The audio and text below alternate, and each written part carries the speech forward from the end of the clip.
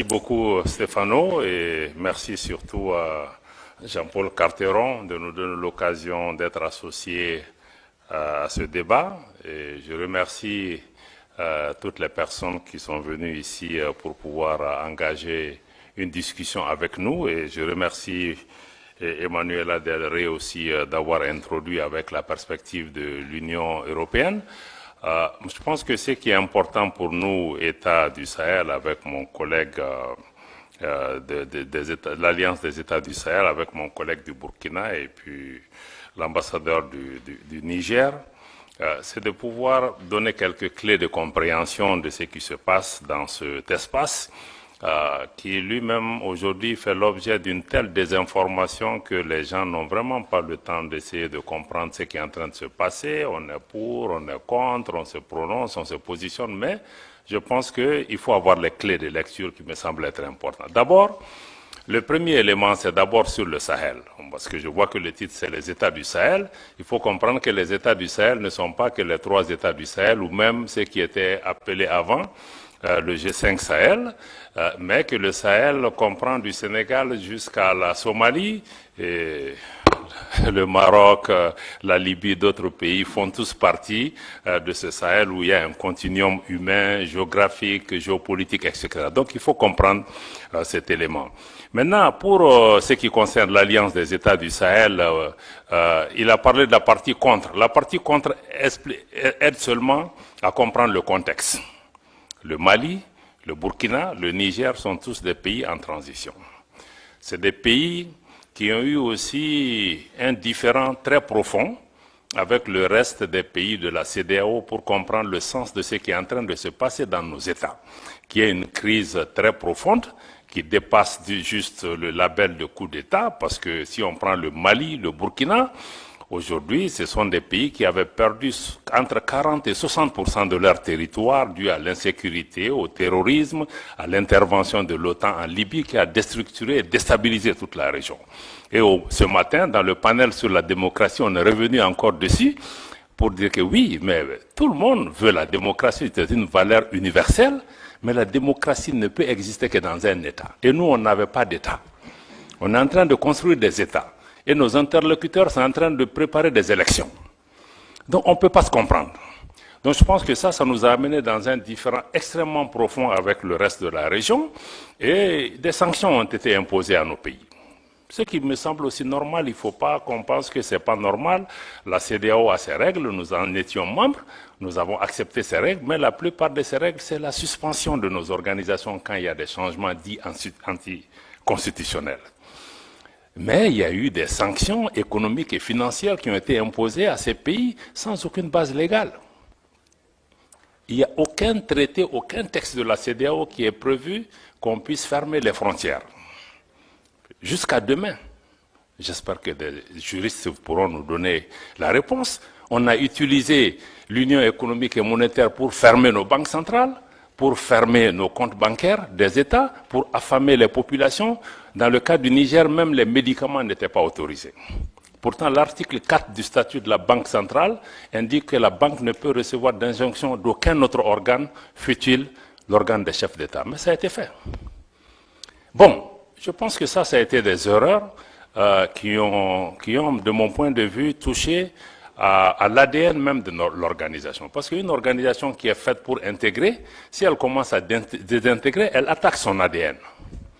Et ça crée un fossé entre nous. On a essayé d'expliquer à nos amis de la CEDEAO, la suspension ne veut pas dire ostracisme et exclusion. Je suis heureux que ma sœur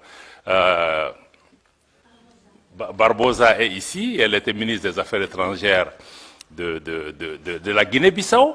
La dernière discussion qu'on a eue avec la CEDEAO, c'était justement à Addis Abeba, si je ne me trompe pas, en janvier ou février 2023. On a eu un échange avec elle. Elle était présidente du Conseil des ministres de la CEDEAO. On dit, si vous ne faites pas attention avec la politique des sanctions, on va aller vers une cassure. Parce que même si on est suspendu, il y a un minimum d'engagement.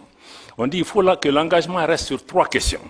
1, Si vous discutez des questions qui touchent à nos pays, appelez-nous au moins pour 15 minutes. Écoutez-nous, on quitte la salle. 2, si vous discutez des questions de sécurité, ça ne peut pas se faire sans le Mali, sans le Burkina. À l'époque, on était 3, ministre des Affaires étrangères, le Burkina, le Mali et la Guinée à l'époque. Et le 3e élément, on a dit, s'il y a des questions humanitaires, ça ne peut pas se faire sans nous. Et on nous a dit, mais pourquoi on a demandé ça? On a même accru les sanctions, on a ajouté les ministres des Affaires étrangères et même les chefs d'État. Ça nous a mené à la cassure. Et à partir de ce moment, nous, on a dit, bon, puisque nos chefs d'État sont sanctionnés, les ministres des Affaires étrangères sont sanctionnés, vous avez fermé la porte du dialogue. Donc, vous n'allez plus pouvoir aussi venir dans nos pays, sinon on ne peut pas aller chez vous. Je pense que ce sont ces erreurs accumulées qui nous ont amenés jusqu'à ce que, maintenant, il y a eu le coup d'État au Niger, et la CEDEAO a décidé de faire une intervention militaire. Vous savez que quand on est dans une union, ça veut dire qu'il y a même un pacte de non-agression. On ne peut pas se lever. Bon, c'est vrai, même si un chef d'État est renversé, se lever un matin pour dire qu'on va attaquer un pays, pour la CEDEAO qui, depuis 20 ans, a une force en attente qui est toujours en attente. Ça veut dire, en réalité, ce sont des acteurs extérieurs à la région qui dictent leur volonté à la CEDEAO.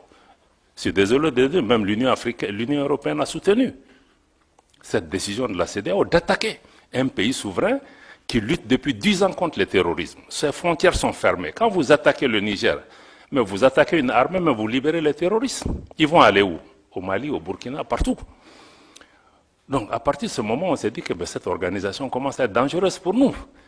Non seulement on punit nos populations, mais le fait d'être membre peut même t'amener à ce qu'on attaque le pays. Donc, c'est là que le Mali et le Burkina ont décidé que si la CEDEAO attaque le Niger, mais nous qui considérons que nous, on est entré en guerre contre l'organisation.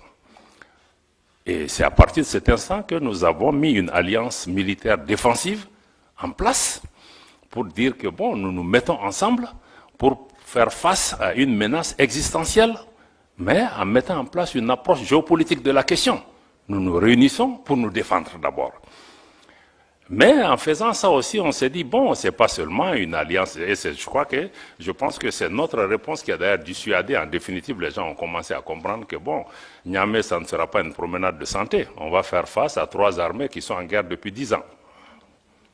Bon, donc, je pense que ça nous a amené à ça, et on s'est dit, bon, on va aller au-delà de l'alliance militaire pour créer, le 16 septembre 2023, donc on a créé l'alliance des États du Sahel sur la base de la charte du Liptako-Gourma. Mais on est en train de travailler maintenant pour aller beaucoup plus loin que ça. Pourquoi on veut aller beaucoup plus loin que ça? Ça, c'est la partie, on était dans la partie contre, comme tu as dit, c'est créer contre, mais ça, c'est juste expliquer le contexte.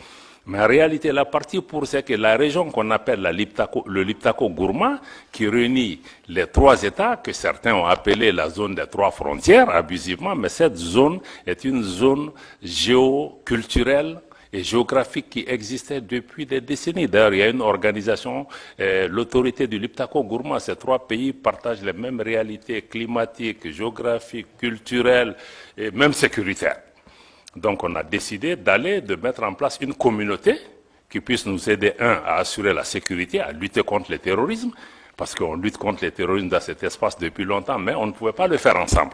Maintenant, on va le faire ensemble. Et contre tous les autres facteurs d'insécurité, le deuxième pilier, c'est de travailler à mettre en place une intégration économique poussée, parce qu'il y avait déjà un espace économique et géoculturel qui était là pour pouvoir travailler, pour renforcer la libre circulation dans nos pays, avoir des projets intégrateurs dans le domaine de l'énergie, dans le domaine des transports, dans le domaine des infrastructures. Bon, parce que nos pays sont physiquement aussi liés par beaucoup de réalités qu'on peut... Et ces pays regorgent aussi des ressources minières, minéralogiques, de toutes sortes. Ne serait-ce que si on prend les ressources souterraines de cette région, c'est énorme. Personne ne voit le Sahel en tant que source d'approvisionnement de l'Afrique et du monde en ressources en eau.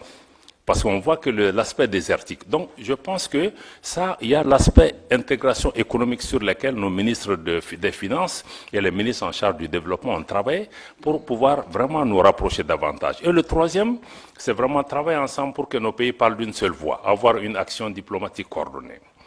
Donc, si on dit donc cet espace économique-là sur lequel on est en train de travailler, je pense que c'est extrêmement important de regarder nos ministres en charge des affaires étrangères ont recommandé au chef d'État d'aller même vers une confédération. C'est-à-dire que une confédération en prélude à une fédération des 3 États.